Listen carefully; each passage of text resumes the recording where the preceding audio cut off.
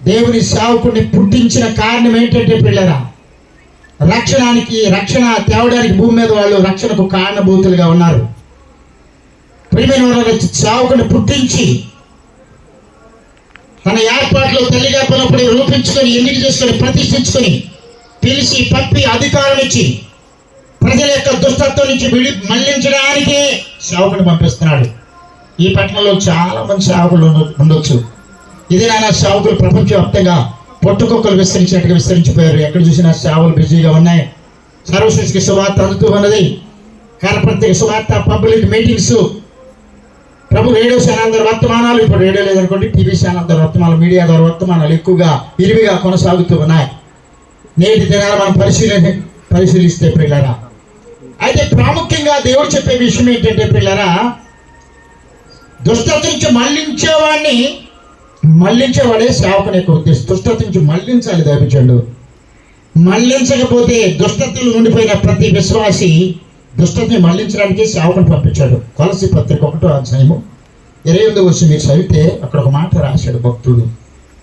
కొలసి సంఘానికి ప్రతి మనుషుని క్రీస్తునందు సంపూర్ణిగా చేసి ఆయన ఎదుట నిలబెట్టవలెనని, దేవుని తీర్పులోనికి నిలబెట్టవలెనని సమస్త విధములైన జ్ఞానముతో మేము ప్రతి మనుషునికి బుద్ధి చెప్పుచు ప్రతి మనుషునికి బోధించుచు ఆయన ప్రకటిస్తున్నామని పౌరు భక్తుడు కొలసి సంఘంతో మాట్లాడుతున్న లేఖితి ప్రియులారా, ప్రతి వాడిని సంపూర్ణంగా చేసి నిలబెట్టాలి. అబద్ధాలు మానిపించేవాడు దుష్టత మళ్లించేవాడు, త్రాగబోతులు మానిపించేవాడు దుష్టత మళ్లించే దైవజనుడు, నీ అక్రమాలు కట్టించి నిన్ను ప్రసరాధపడి మార్చినవాడు దుష్టత మళ్లించే దైవజనుడు, క్షమాపణ తీపి జీరోల దగ్గరికి తీస్తే సమాధానపడించి నీ దుష్టత నుంచి మళ్లించే దైవజనుడు, ఏకాద ప్రార్థన చేపించి రూపాంతరం పొందించి పాపాంతరం తొలగించేవాడు దుష్టతకి మళ్లించే దైవజనుడు. ఈ పట్టణంలోనికి రవయ్య గారు గత కొన్ని సంవత్సరాల ఈ స్థలకు వస్తూ పోతూ ఉన్నారు. ప్రేమ వల్ల దుష్టతలు మళ్లించేవాడే సేవకుడైన పరిశుద్ధ గ్రంథమే వాడిని. అందుకే దేవుడు పుట్టించి తల్లిగా ఉద్యమింపు చేసి ఎన్నిక చేసుకొని పిలిచి పంపి అధికారం ఇచ్చి ప్రతి సేవకుడిని వాడుకుంటున్నాడు దేవుడు. ఇక్కడున్న దైవజనులు కూడా అలాగనే వాడుకుంటున్నాడు. ఇక్కడున్న వారి యొక్క దుష్టత నుంచి మళ్లించి విడిపించారు రవయ్య గారు.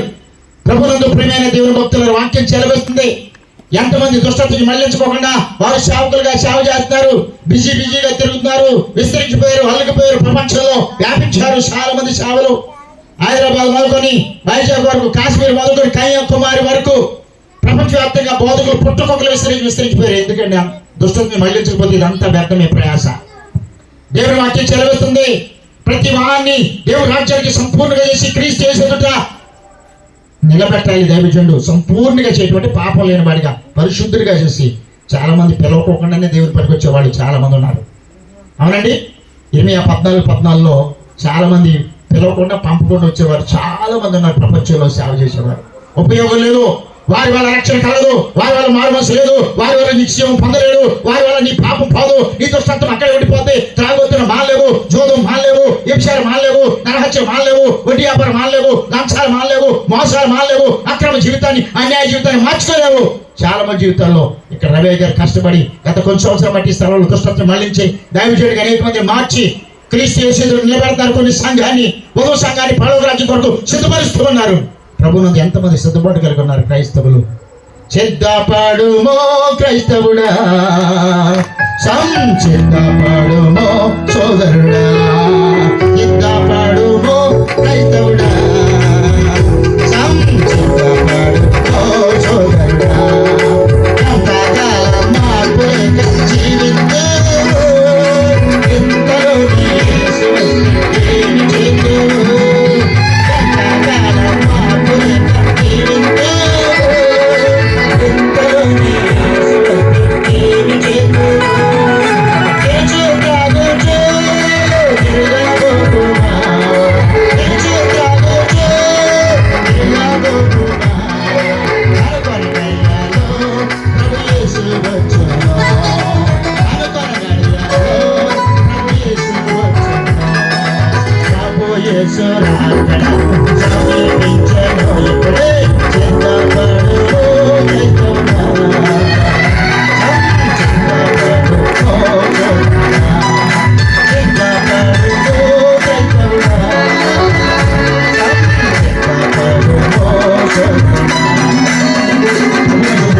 ఎంతమంది సిద్ధపరుస్తున్నారు వధువు సంఘాన్ని పరలోక రాజ్యం కోసం. నీతిమంతులుగా, భక్తులుగా, పరలోక రాజ్య వారసులుగా, దేవుని పిచ్చి కలిగిన వ్యక్తులుగా, ఈ యథార్థవంతులుగా, దేవుని రాజ్యంలో నియమించబడిన భక్తులుగా దుష్టతని మళ్లించి క్రీస్తు యేసు ఎదుట నిలబెట్టే వారు ఎంతమంది